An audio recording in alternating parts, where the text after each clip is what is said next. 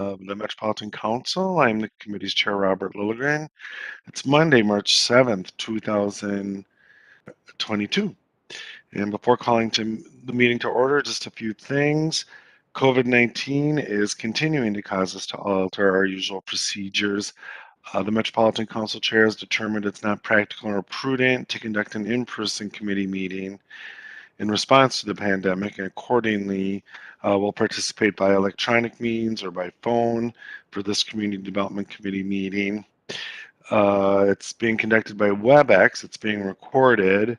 Members of the public will be able to monitor this meeting by going to the agenda at the Metropolitan Council website to view the live stream of this meeting. The video is embedded on the website.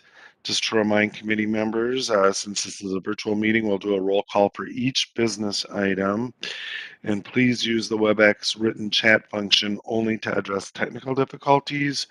We need to make sure that we communicate with each other through speaking to ensure that people listening to the recording can hear all the comments shared through the meeting.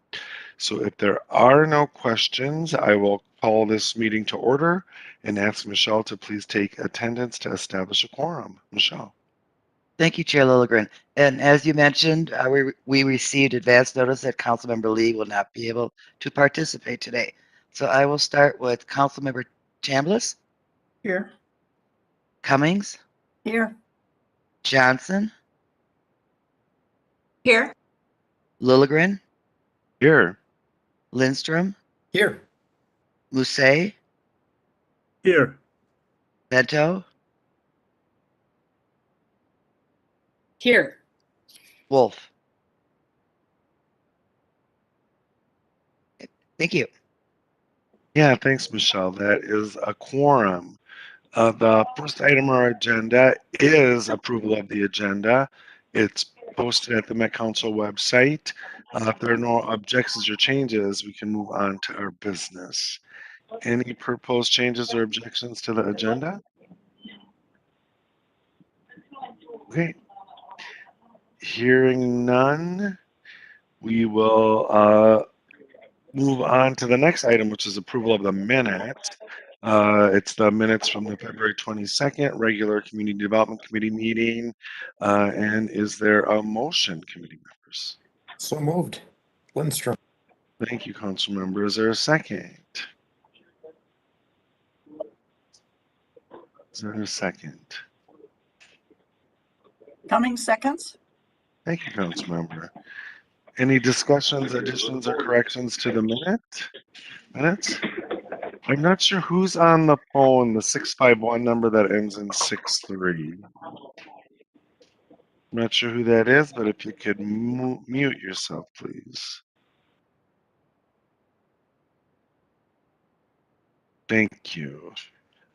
Any discussion on the motion to approve the minutes? Seeing none, Michelle, please call the roll on the motion. Yes, Chair Lilligren. Chambliss. Aye. Cummings. Aye. Johnson. Aye. Lilligren. Aye. Lindstrom. Aye. Musset. Aye. Bento. Aye. Wolf. What are we voting on? Sorry, I just signed in. It's the minutes. Hey, welcome. Aye. Thank you, you. Councilmember. Welcome. Good timing. Great. That motion carries, and we'll move on to our non-consent business items. We have 4 of them this evening for consideration. The first is business item 2022-53. It's the Point Douglas Regional Trail Master Plan from the City of St. Paul, and Tracey Kinney is here to present. Welcome, Ms. Kinney. Thank you, Chair. Good afternoon. Can you hear me? Yes, we can. Great. Well, good afternoon, council members. Hi, my name is Tracey Kinney, and I'm a senior planner in the Parks Unit of Community Development. Today, I will be presenting the Point Douglas Regional Trail Master Plan on behalf of the City of St. Paul. Next slide, please. The purpose of this master plan is to plan the Point Douglas, Washington County Regional Trail Search Corridor and rename it to the Point Douglas Regional Trail. This new 4-mile trail will connect the east side of St. Paul and Battle Creek Indian Mounds Regional Park to downtown St. Paul and to the city of Newport in Washington County. The trail parallels Highway 61 between Burns Avenue and Bailey Road. These maps are figures 1 through 3 in your business item. Next slide, please. St. Paul's community and partner engagement methods reach the broad public, specific communities, as well as agency partners. The advice heard is reflected in the master plan, including the need for snow removal, improved intersections, lighting, preference on the trail location, and improved wayfinding. And the agency partners engaged through this master plan value the need to improve this existing corridor.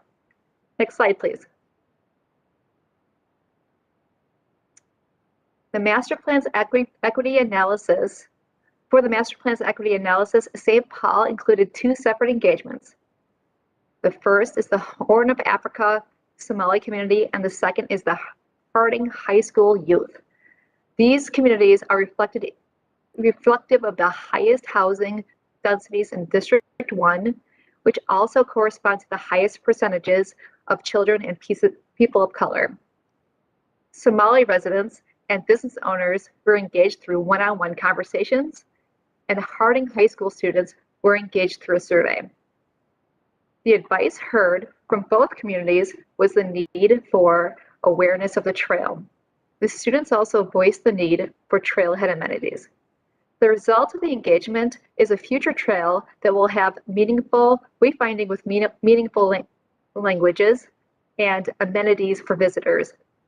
St. Paul found that engaging these specific communities built relationships with them and built an awareness of the trail as a shared amenity, paving the way for future conversations. Next slide, please. The total cost to complete the trail is $9.8 million. This includes the long-term improvements important to improving the safety of this trail. Acquisitions will cost $278,000 and annual maintenance will cost $37,000. Next slide, please. The rationale for the proposed action is that the Point Douglas Regional Trail Master Plan is consistent with the requirements of the 2040 Regional Parks Policy Plan, particularly Planning Strategy 1 and other council policies and systems, particularly Thrive 2040. Next slide, please. So the action before you today is that the Metropolitan Council approve the Point Douglas Regional Trail Master Plan, and 2, to require St. Paul, prior to initiating any new development of the Regional Trail Corridor, to send preliminary plans to the Metropolitan Council's Environmental Services Interceptor Engineering Assistant Manager. Next slide, please. And with that, I'll stand for any questions. Thank you, Ms. Kinney, for your report and for your work on this. Committee members, any questions on that report from Ms. Kinney? Councilmember Vento. Thank you, Mr. Chair. As the council rep on the Metropolitan Parks and Open Space Commission, I just want to do a shout out to the city of St. Paul and to Washington County, but also to Tracey and all of the staff from all of the entities involved in this plan. It's an excellent plan. It's one that people have been working very hard on. This particular area is primarily, I think it's almost all in Councilmember Lee's district, but it's a beautiful urban suburban stretch that goes along Highway 61. It's not far from where I live, and it's close to, as Tracey explained, to Battle Creek Park, but also to a beautiful, fairly recent addition to the Maplewood Parks and Open Space, Fish Creek. So when we get to pleasant weather, I'd encourage you to either bring your hiking shoes or your bikes, and once this trail is all done, just enjoy every bit of it. It's excellent. So kudos. The one other thing I want to say is that, and I could wait until after the next report, but I'll do it now and then keep my mouth shut. But I want to really do a shout out to MPOS members, their chair, Tony Yaruso, and to each of the members, as well as to to Emmett and all of the staff, Sandy Dingle, all of the staff who support MPOSC. Their meetings are very thorough. I am just awestruck by the depth of understanding that the folks have of the park system, of what's being planned, and what lays out there in the future. They really do their homework prior to the meetings. They have robust discussions, and I'm really impressed with them. So I wanted to have that be a formal part of the record too. Thank you. Thank you, Councilmember. I appreciate your comments and second them in support of the MPOSC work and staff work too. And I'm not seeing any other. Councilmember Lindstrom. Well, I'll just second everything that Councilmember Vento said, but also add on that I was down there. I've spent a fair amount of time in that area, and I was down there not too long ago when I was down by the creek, and I heard a big splash, and it was a beaver with its buddy beaver that didn't like me being down there at the same time as them. And there's a beaver dam that's right down there, and it's just a little hidden treasure. And there's tons of environmental services infrastructure that's in that neck of the woods as well, along with Highway 61. So there's kind of a lot going on down there. So the best that we can do to protect that natural resource is fantastic. We'll all be better off. Thank you, Councilmember, for your comments. And I will note that Emmett Mullen put into some thanks to Councilmember Vento in the chat and reiterates her endorsement of the Fish Creek addition to Battle Creek. It's a treasure, he says, and critical for protecting the Mississippi River critical area. Further discussion on that report, Councilmember Muse. Yeah, thank you, Mr. Chair. I just want to echo what my colleagues already said, but I just want to give a special shout out to the creative, multicultural outreach to underserved communities who tend to not use that much. So really, that would make us creative outreach help those communities who will never, access those sources to know and really to take that extra mile. I just want to appreciate the team and the work, and a great job, team. Thank you, Councilmember Muse. Any further discussion, questions, comments on that staff report? Otherwise, I would entertain a motion to approve the staff recommendation approving the Point Douglas Regional Trail Master Plan and making some requirements of the applicant agency St. Paul. Is there a motion? Vento moves approval. Thank you. Wolf Is there seconds. Thank you, council members. Any discussion on that motion? Discussion. Hearing none, Michelle, please call the roll on the motion. Yes, Chair Lilligren. Chambliss, Aye. Cummings, Aye. Johnson, Aye. Lilligren, Aye. Lindstrom, Aye. Mousse, Aye. Bento, Aye. Wolf. Aye. Thank you. Right, that motion carries. Thank you, Michelle. And we're on to our next business item, which is 2022-54. It's the West Mississippi River Regional Trail Park Acquisition Opportunity Fund from Three Rivers Park District. The request comes, and I think it's Chee and Jessica Lee that are here to present, correct? Correct. Great, welcome. Thank you. Hopefully everyone's able to hear me. Yes, we can. Thank you. Awesome. Well, hello, Chair and Council members. My name is Chee Ying, and I'm a planner at the Council. Along with me today is my colleague, Jessica Lee, a senior planner who co-developed the business item and the presentation. Today, I'll be presenting the West Mississippi River Regional Trail Park Acquisition Opportunity Fund for the Haider property on behalf of Three Rivers Park District. Next slide, please. As indicated on the maps, the West Mississippi River Regional Trail is located in the northwest region of the metropolitan area along the northeast border of Hennepin County alongside the Mississippi River.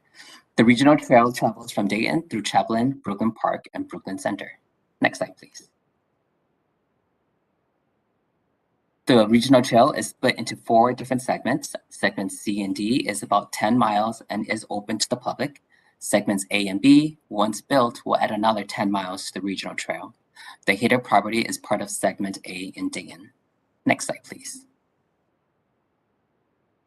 Acquiring this property and others like it will allow the regional trail to be built away from the busy road and closer to the river. About 142 feet of the property is the Mississippi River shoreline. The seller has agreed to the appraised value of $260,000. The total acquisition cost is $350,000. The grant amount of $262,500 will be funded with Parks and Trails Legacy Fund and Council match. Three Rivers will provide the 25% local match. Next slide, please. Our rationale for our recommendation is that this acquisition is consistent with the 2040 Regional Parks Policy Plan, the Parks and Trails Legacy Fund, appropriation requirements, the West Mississippi River Regional Trail Master Plan, and Three Rivers Park District is within its $1.7 million per fiscal year limit for the Parks and Trails Legacy Park Acquisition Opportunity Fund. Next slide, please. Our recommendation is that the Metropolitan Council to 1, approve a grant up to $262,000 or $262,500 to Three Rivers Park District to acquire the 1.22 acre Haider property located at 17700 Dayton River Road in the city of Dayton for the West Mississippi River Regional Trail, and 2, to authorize the Community Development Director to execute the grant agreement and restrictive covenant on behalf of the Council. Additionally, the Metropolitan Parks and Open Space Commission unanimously approved the proposal actions last Thursday, March 3rd. With that, it concludes the presentation. Jessica and I can take any questions or comments. Thank you. Thank you, Ms. Jing. Ms. Lee, thanks for being here. Thanks for your work on this and for your presentation. Any questions for staff on that report? Councilmember Vento. Well, I shouldn't make promises that I can't keep, because I said I wasn't going to talk on this one, but I'm going to. I want to do a shout out to Chee and to Jessica and Tracey. The whole team. This is awesome. And the point I want to make is New Orleans and Itasca, the Stone Arch Bridge, and then a few spots in between, the Arch in St. Louis, get a lot of attention. But some of the most beautiful parts of the Mississippi are the parts that aren't, there isn't a lot of signage. They're just magical spots. And I can't wait to see this part of the Mississippi. I've had the opportunity of canoeing on that upper part of the Mississippi, but I have not seen this area and I can't wait. So Chee, to you and to the Three Rivers Park staff and everyone, thank you very much. This looks just heavenly. Thanks. You're here. Thanks, Councilmember. Further discussion, Councilmember Chambliss. Yes, I too am very excited about this acquisition and extension of the trail. I use West Mississippi River Regional Trail on a regular basis, and the most I walk is about 7 miles. So adding that 10 miles means that I'll have to hop on my bike to go the rest of the way. But it's just a great addition to this trail. So I'm looking forward to it on behalf of the community. Thank you, Councilmember Chambliss. Councilmember Chambliss, did you want to move approval of this item? I certainly will. I'll move approval for business item 2022-54. Thank you. And is there a second to that motion? Second. Thank you, Councilmember Lindstrom. Any discussion on the motion? Any discussion? Hearing none, Michelle, please call the roll on the motion. Mr. Chair Lilligren. Chambliss? Aye. Cummings? Aye. Johnson? Aye. Lilligren, Aye. Lindstrom, Aye. Musset, Aye. Vento, Aye. Wolf. Aye. Thank you. Yeah, thanks, Michelle. That motion is adopted. And thanks again to staff and to the Three Rivers Park District for bringing this forward. Our next business item is 2022-66. It's the Metro HRA Administrative Plan Revision, Mobility Demonstration Program Waiting List Preference. And I believe Margaret, Perez, and Stephanie Paulson are here to present. Welcome. Thank you, Chair Lilligren. Can you hear me okay? Yes, we can. Thanks, Stephanie.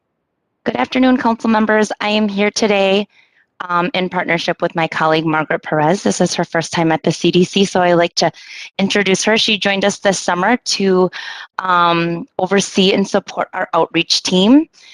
She's our manager of outreach and special initiatives. One of her top items will be the mobility demonstration program, and so I'll start us off today, and then she will get into the nuts and bolts of this item. Great. Thank you. Thank you. Greg, next slide, please.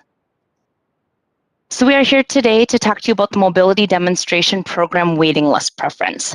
So just to set up this conversation, I just want to remind you of what normal process is. So normally, when we look at our administrative plan, Congress passes laws, and then HUD develops the regulations around those laws. And then the HRA is charged with adopting policies that kind of correspond with those regulations, right? So when you look through our administrative plan, you'll see things that are guided by regulation, and then you'll see portions of our administrative plan that say PHA policy, and that's where we have some discretion. The revisions that we're making today are you generally see these as a part of the admin plan process, and I come visit you in the summer every year to walk through that step. But we are here today outside of that process because we are required to do some updates as a selected site with the mobility demonstration program. And like I said, my colleague Margaret is going to kind of move into those details. So I will pass off to Margaret. Next slide, please, Greg. And Ms. Perez, welcome to the committee. Thank you for your Thank work. you so much. Thanks for having me here, Chair Lilligren, and thanks to the rest of the council members for welcoming me here today.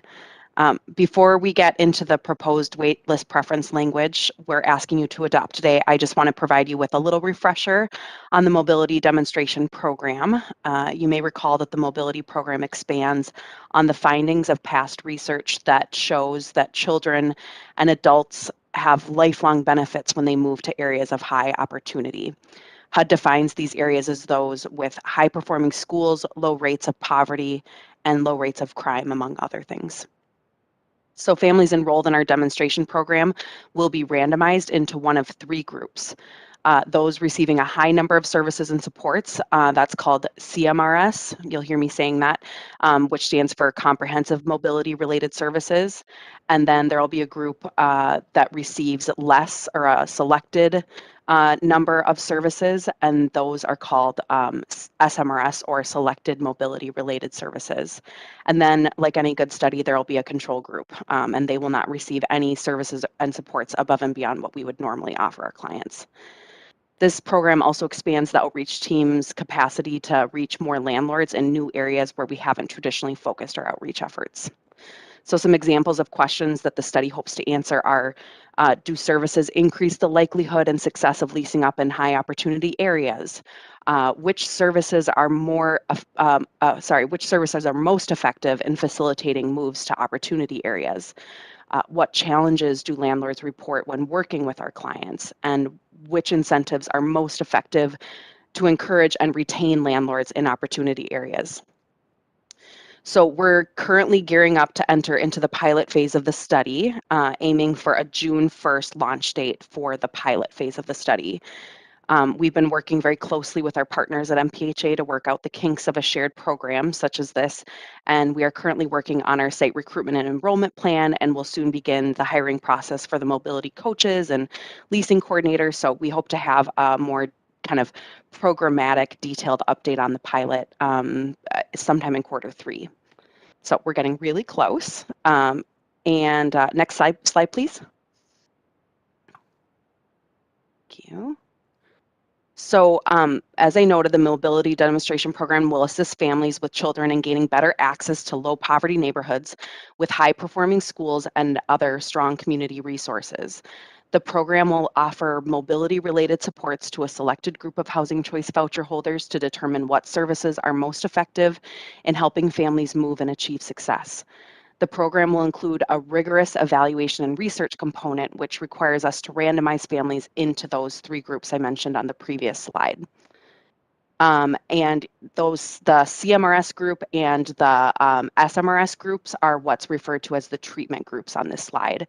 And then, of course, there's the control group here. So the program will be open to families with children under age 18 already participating in the Housing Choice Voucher Program and that are interested in moving.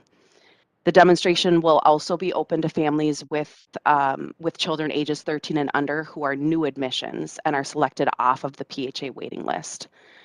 A waiting list preference will be applied to a limited number of families each year in accordance with the enrollment schedule seen here. So you can see here that between Metro HRA and MPHA, we will be expected to enroll a total of 111 new admissions from our waitlist over the life of the study. Next slide, please. So this is the actual language that we're asking you to adopt today. In order to target waitlist selections to fit the study criteria for the mobility demonstration program, the Metro HRA is required to establish a waiting list preference for mobility demonstration vouchers and the number of regular turnover vouchers required for the demonstration. The following revision to the waitlist preferences in the Metro HRA's administrative plan is guided by HUD's required language and is a requirement for us to enter into the pilot phase of the demonstration. On the screen here is the proposed language to adopt in our administrative plan. The main components here are giving preference to families with at least 1 child, age 13 or under, that live in census tracts with a family poverty rate of 30% or higher.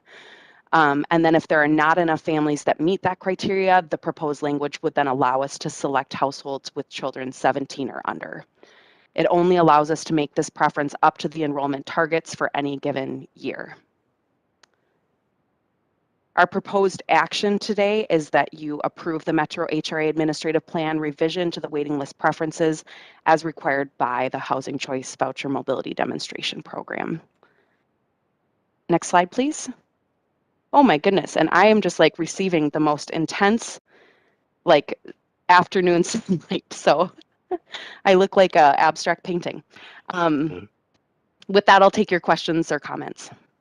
Yeah, thanks, Ms. Perez. And maybe I'll start with a question and I'll turn to the committee members to see their questions. On the second to the last slide, the local preferences slide 5, there's whatever, the 4 points. And I'm trying to figure out which of these points are language that was mandated through HUD and which are sort of where we have sort of policy flexibility. And I'm guessing the first point is from HUD and the next 3 are sort of our touch to the demonstration. Is that accurate? Thanks, Chair Lilligren. It looks like so all of this is recommended language. I would say it's almost the opposite. So the first bullet point was background that we provided. And then the bottom 3, specifically the second and the third bullet points are the like kind of cut and paste language. From HUD that we have. It's the 1 child age 13 or under that lives in census tracts with a family poverty rate of 30% or higher. That's HUD. And then the backup option of the 17 and under. Oh, good to know. Thanks very much. Committee members, questions, comments on this report? Councilmember Chambliss. Yeah, it's really great to see that this proposed mobility demonstration program is finally coming near with a date of June 1st. That's very close. So this is a very exciting time. I know we'll learn a lot from the activities of this program. So that's great for not just this program, but other voucher programs that we have. I do have a question with regard to the identification of the areas that have, you know, the opportunity, the good schools, and just wondering what are we doing in terms of providing, what does strong community resources look like? I know what it's like to move into kind of a new area, and there might be some culture shocks, not only for the families, but for the community that they're moving into. So what are we doing to ensure that there's strong community resources, and how do we plan to reduce barriers such as transportation issues? Yeah, that's a great question.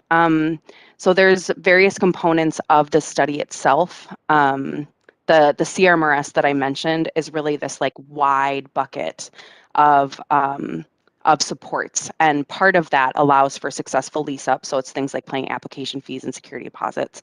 But then another portion of that is actually our like mobility coaches, which are actually some of the new staff that are going to be coming on board, and they kind of serve as case managers for our mobility clients, so those enrolled in the study, and they'll be providing a lot of kind of like navigation support, like helping kids get enrolled in schools, get enrolled in activities, referring them out to other community resources that they might qualify for. So there's a kind of behind the scenes partnership building effort that's going to take place, you know, now throughout the life of the study in terms of our staff making relationships or strengthening relationships in those opportunity areas. As well as ongoing support for mobility coaches. And then there are additional kind of service dollars attached to the vouchers that would allow them to also kind of pay for some of the basic things needed to acclimate to a new community. But I will be returning in Q3 to like give you a lot more of a kind of in the weeds kind of programmatic overview. But yeah, happy to answer. We're still working, like exactly what it looks like is still getting worked out, because we're kind of just getting into actually being able to visualize what it's going to look like. Okay, thank you. Thank you. Further questions or comments on that report? Councilmember Lindstrom. Is the SMRS then just all of those things except at a little bit less level? Yeah, and that's actually the SMRS. So if you see back on slide 4, where that asterisk is where is when SMRS is going to actually kick in. And so we're really, really, really focused on just the CMRS right now. And even us, like on the ground staff, don't have a strong idea of exactly what SMRS is going to look like. It could mean existing services at a lower level of support. It could also mean a selected number of services. So like maybe they're just receiving security deposit assistance and application fees and not the intensive coaching. And then what the study's doing is evaluating, were they still successful at leasing up in an opportunity area, or did they end up kind of defaulting to areas where they would already be leasing up? Thank you, Councilmember. Further questions or comments on the report? Any discussion? Seeing none, Ms. Perez has proposed that the Metropolitan Council approve the Metro HRA administrative plan revision to the waiting list preferences as described in the proposed revisions section within the business item. Council committee members, is there a motion to approve, please?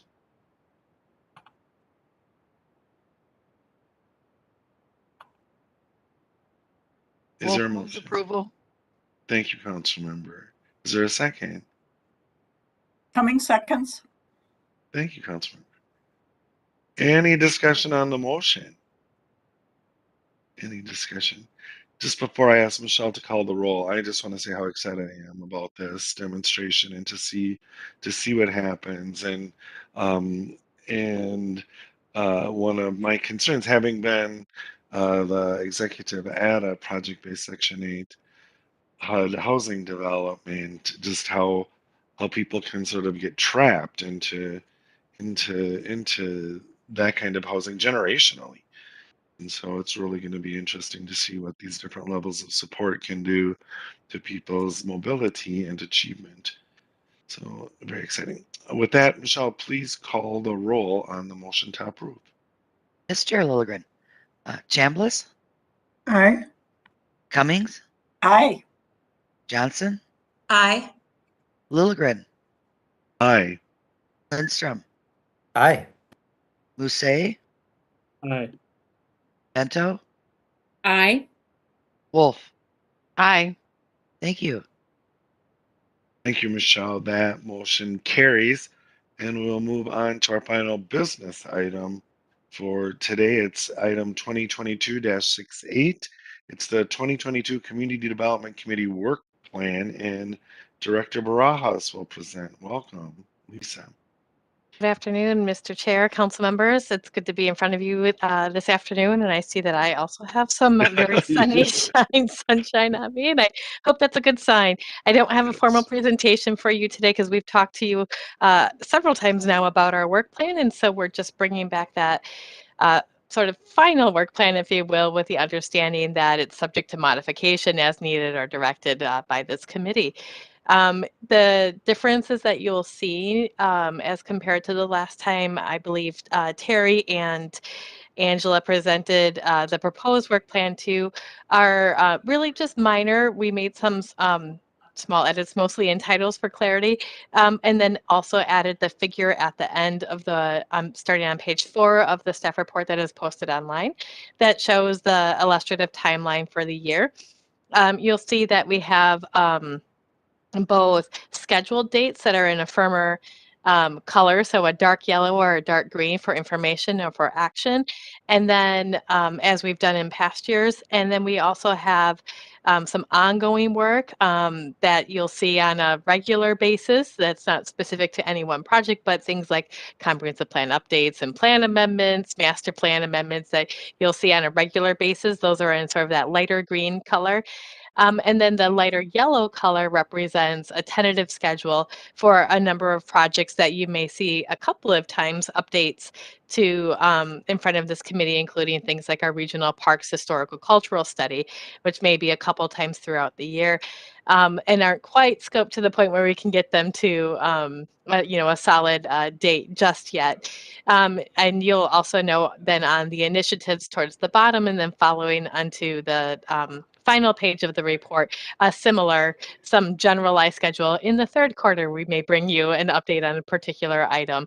And as we get through further into the year, our staff get more firmed up, obviously, in our scheduling, and we'll be getting those shaped up for you. So that is what I have for you today. Very short item. I'm certainly happy to take any questions. I'm really excited for the work that we have underway this year and the initiatives that we have, both new initiatives with some of the efforts that like Margaret just talked to you about, in addition to some of the strategies related to the housing priority that is within your adopted or your strategic plan, and some work underway that we're getting underway with our 2050 regional development guide.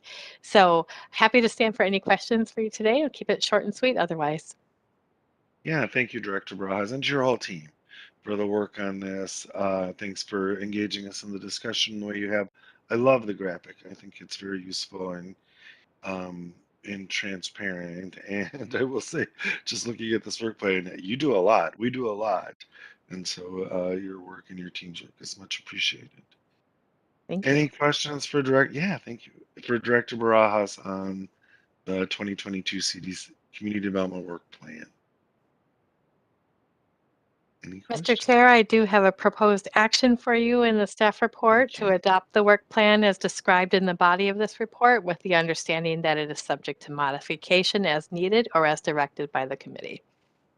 Great, thank you, Director Barajas. That is the recommendation that's come forward. Is there a motion to approve? Johnson moves. Thank you. Second. Is there a second? All right, thanks, Councilmember Lindstrom. And any discussion on the motion? And Director Barajas, and to your team, I'm sure the fact that there isn't a lot of discussion is just evidence of your good work and having engaged us all along. So that's much appreciated. Thank you. Seeing no discussion, I'll ask Michelle to please call the roll on the motion. Yes, Chair Lilligren. Chambliss, Aye. Cummings, Aye. Johnson, Aye. Lilligren, Aye. Lindstrom, Aye. Lucet, Aye. Bento, Aye. Wolf. Aye. Thank you. Thanks, Michelle. That motion is adopted. And with that, we have dispensed of the business portion of our agenda, and we'll move on to the information item. Our sole information item today is the 2022 system statements. I'm sorry, 2022 system statement issuance. And this conversation will be led by Angela Torres. Welcome, Ms. Torres. Good afternoon, Chair Lilligren and committee members. Can you hear me okay? Yes, we can. Thank you. It's good to be in front of you again. Just for the audience, I'll introduce myself again. I'm Angela Torres, Manager of Local Planning Assistance. At the end of this month, Council staff plan to issue system statements to local governments as part of our regular work to implement the Metropolitan Land Planning Act. I have a brief presentation for you today where I'll talk about the role of system statements in the regional planning cycle, give an overview of the content and purpose of system statements, and share the relationship to the Council's planning documents. So with that, I'll get started. Next slide, please. Thank you. This graphic represents the decennial planning cycle. If we start at the issuance, the last issuance of system statements in 2015, that was part of the decennial planning process, you can see that it is system statements that prompt the update of local comprehensive plans. You're well aware that the Council has been busy authorizing those plans since they were due to us in 2018. Most communities are in the implementation phase of the regional planning process right now. Implementation of both the regional and local plans may include amendments to local comp plans or to the regional system plans. And so we'll talk more about that on the next slide. The Regional Development Guide, which is currently Thrive MSP 2040 and will soon be updated to the 2050 plan, includes system and policy plans for transportation, including highways, transit, and airports, wastewater services, regional parks and open space, and housing. You've already heard a great deal about the Regional Development Guide work, and that will continue to be the focus of the work going forward until the new 2050 plan is adopted by the Council. Next slide, please. Thank you. System statements identify for each community the changes that have been made to system plans and identify what the impact of those changes are to each local government. The decennial system statements included not only system and policy plan updates, but notified local governments of forecasted growth and general development expectations. In the mid-cycle system statements, like what I'm talking about today, this isn't always necessary. In the 2022 system statements, for example, there were no large-scale changes to either the transportation policy plan or the regional parks policy plan that related to forecasted growth. So that's not included in the mid-cycle system statements. Comprehensive plan amendments, though, are regularly where forecasted growth is updated. Next slide, please. The decennial system statements are in light blue on the left side of the screen. The mid-cycle 2022 system statements are in the darker blue and greens to the right of the screen. I'm showing both so that you can get a snapshot of the information that is shared during the decennial updates to the Regional Development Guide.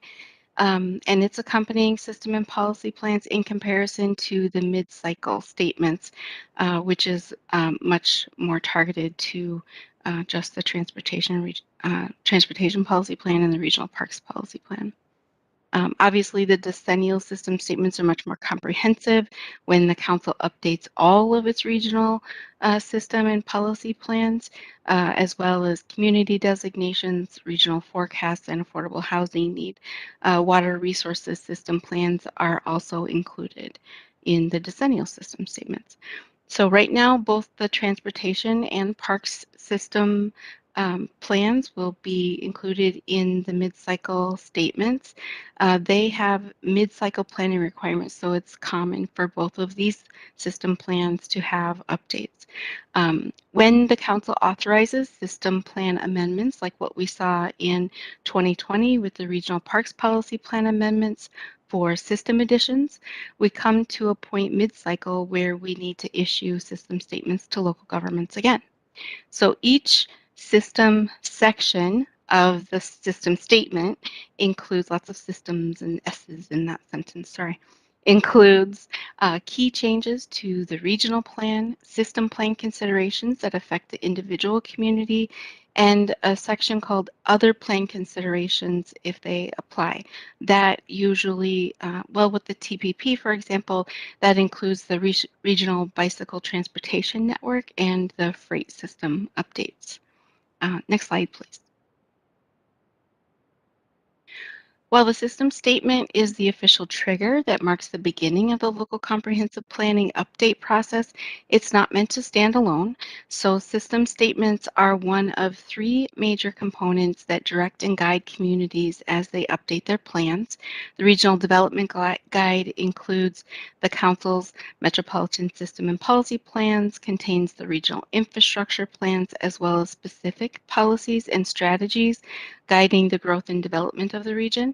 The system statement is a distillation of the key changes in infrastructure plans in the Council's Metropolitan System plans, and the Local Planning Handbook is a guide that explains what specific information is required in local plans in order for the Council to fully evaluate the plan's conformance to system plans, consistency with Council policy, and compatibility with the plans of adjacent and affected jurisdictions. Next slide, please. If a community has questions or disagrees with an item in the system statement, communities first reach out to, sorry, Greg, can you click ahead? Yep, there you go. Just show the whole thing. Thank you. I didn't realize the animations were on there. Thanks. So if a community has questions or disagrees with an item in the system statement, communities first reach out to their sector representatives. This is where most of the questions about system statements are handled. Sector reps work very hard with local government partners to provide answers, to provide clarity, discuss options, or resolve any issues if needed. The community can request a hearing within 60 days if a resolution is not able to be reached. They can request that the Council's Land Use Advisory Committee or the Office of Administrative Hearings hold a hearing in which either LUAC or the Office of Administrative Hearings will make a report with findings and recommendations to the Metropolitan Council.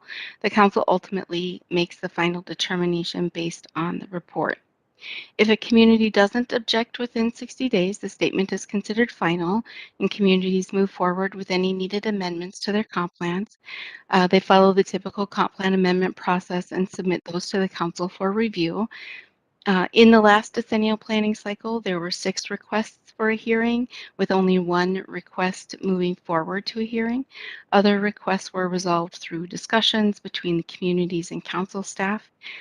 With mid-cycle system statements, there are usually even fewer disputes than the decennial system statements.